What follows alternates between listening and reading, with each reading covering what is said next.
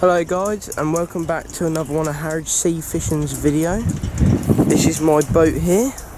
It's a Shetland 535. Just do a little walk around. The name is Cod Squad, right there.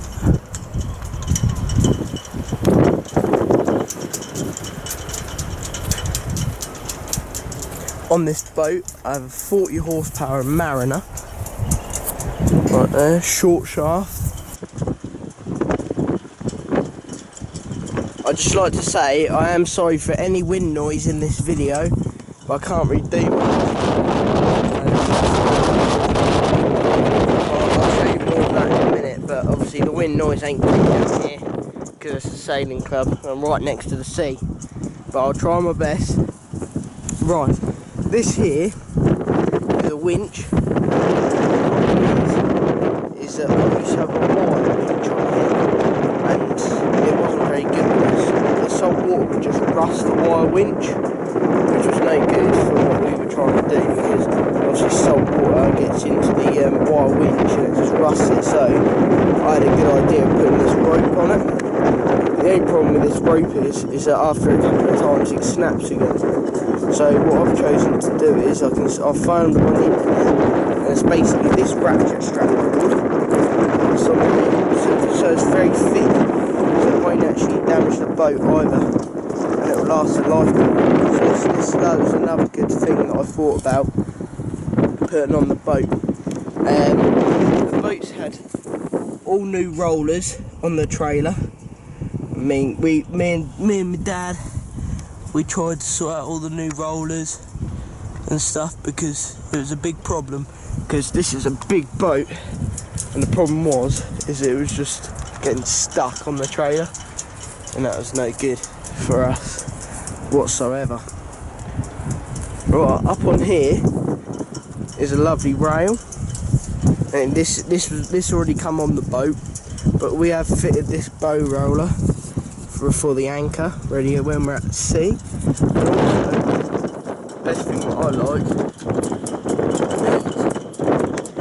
is a spotlight, and that's an anchor light.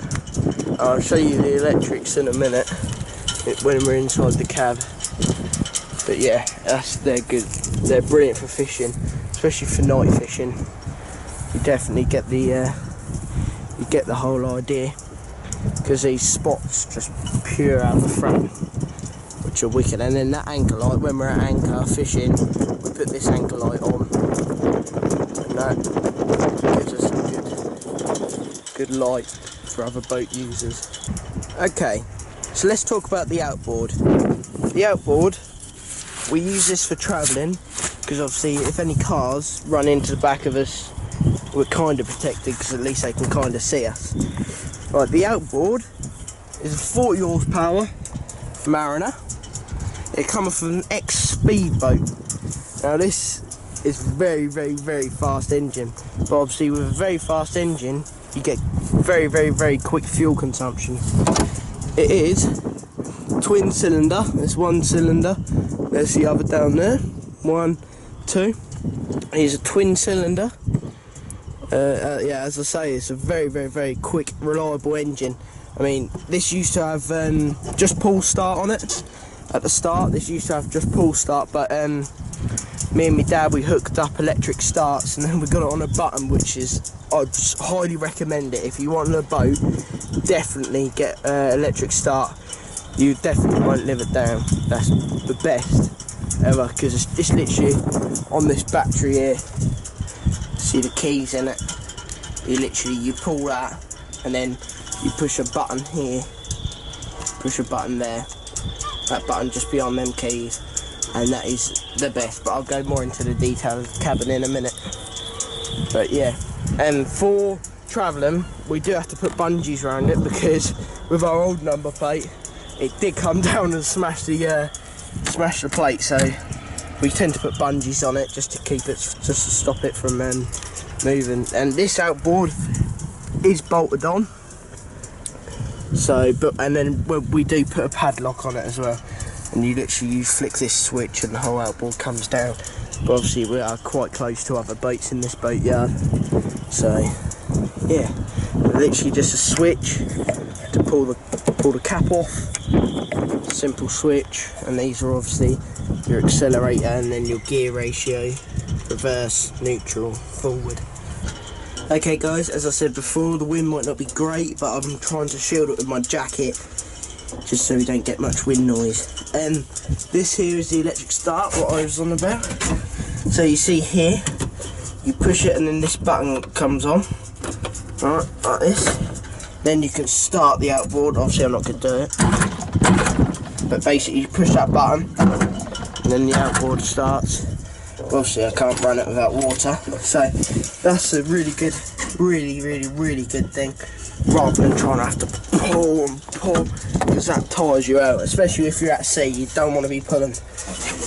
This here is our fuel tank, and we've got it sat in this little thing, and our bulb down there, this is just spare rope by the way, and that's our bulb.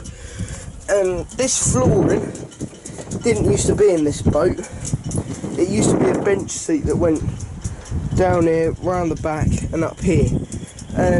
That was not very good flooring, seating, because you see this little middle panel here, that was the walk space. Yeah, not ideal for fishing at all. So basically what we done was we ripped out all the seats there and there, and then we sanded down this plywood, and then we bought some anti-slip paint, and this is the stuff that forklifts and trucks and stuff go on, and it protects the floor. So this is now anti-slip, if you can see there, just fine abrasive on the floor just to stop us slipping at sea. I highly recommend it for boats, because obviously again, you never know, do you? It could be wet floor, you could slip over and all sorts. Okay, these things here I've added in myself. These are rod holders, and basically they go on the inside of the boat. I've got one there, one down there, one there and one there, and basically what they do is you can hold your rods. I mean, most boats have got these, but these are very good for fishing, because you don't have your rods inside your boat. All of this space here is walk space, and then the rods literally stick out here. But what I've had to do is, this one here sticks out that way, but obviously I wouldn't want this one here to stick out that way as well, because that would be bashing into that rod. So what I've had to do is, I had to face the rod out this way, which isn't much of a problem, but obviously it does become a little bit of a problem when you want to see your fish, if you get what I mean. Yeah, it's not great, but obviously it'll do. I mean, I can always change things when I get the time. This here is your throttle control. Oh, boat's going crazy. This is your throttle control. So this is forward, neutral, reverse. This here is your throttle. That's quick, quick. Yeah, you can see here, when I click this into forward, this little gear lever here moves. Let's see that moving? So that does all this cable as well, because we've got Teleflex cable that runs from the steering wheel to the outboard. This here is the steering wheel. This is actually original on the boat, this steering wheel, but I actually really like it. I mean, it's got wooden handles, but it's really good. And then obviously you all know how this works, but you turn that and the outboard turns that way. The outboard turns that way. Basic stuff. This here we've added all of our, this is where our fish finder goes.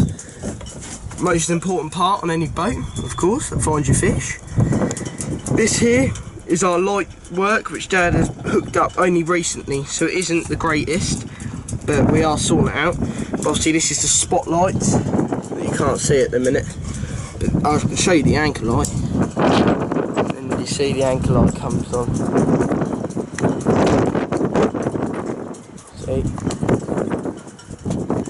So yeah, that's basically it.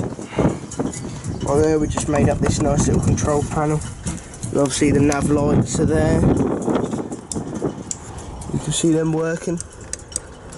That's that side, and then that's that side. A little green light there. Yeah. Oh, we're inside the cabin now. This bait table I actually made up myself.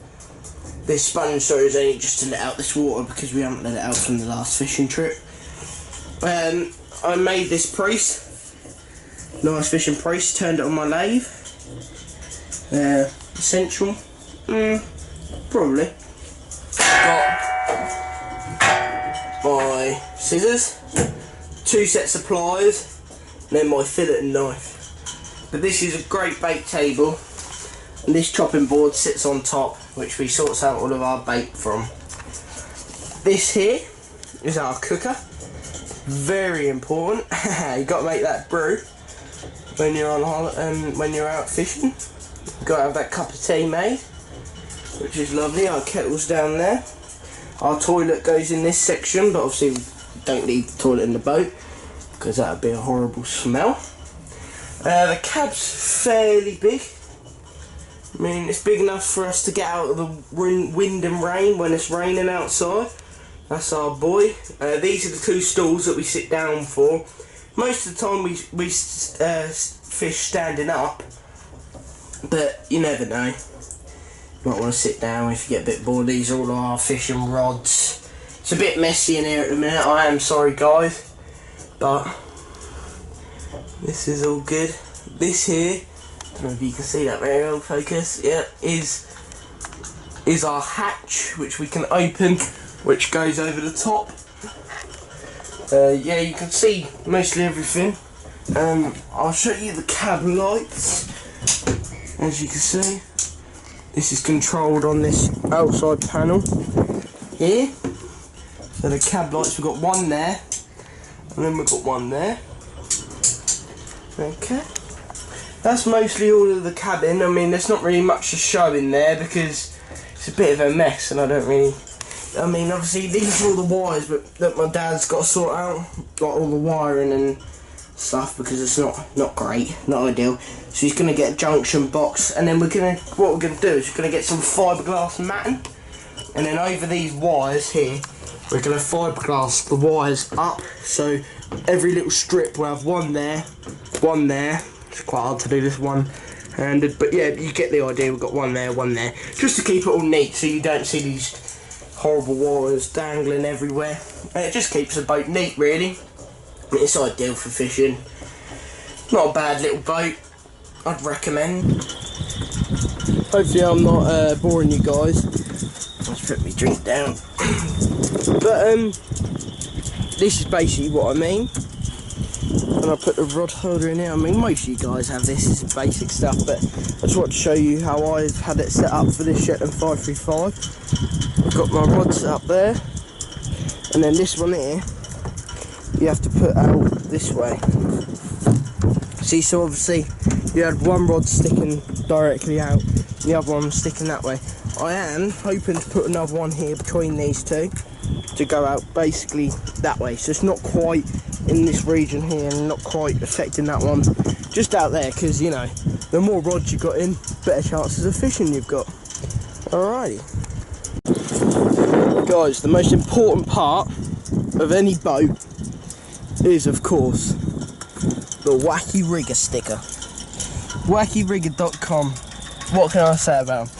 They're the best company ever. They've helped me through so much, like getting the boat up and running and stuff. And even like, it's a pleasure to put their sticker on our boat.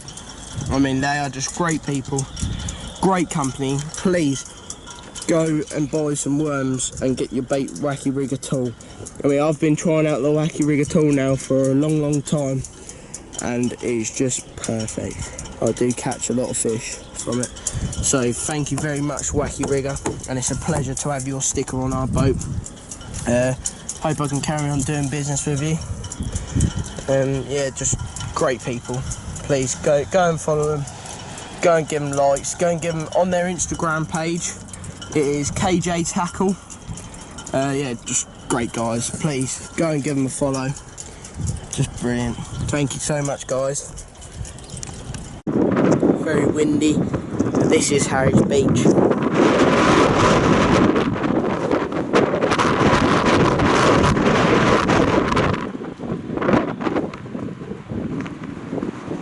Felixstowe Port.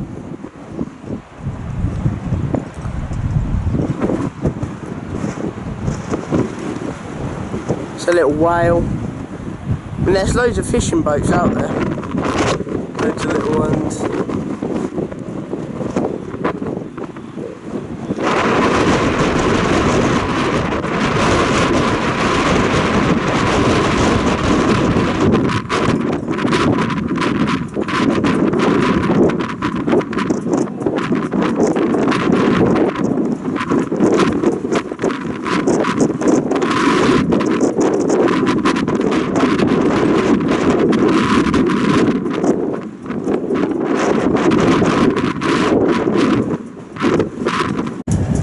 Okay guys, like I said, thank you very much for the support. It's great, thank you very much. I'm going to call it a day now. I hope you've enjoyed this video, and until next time, peace.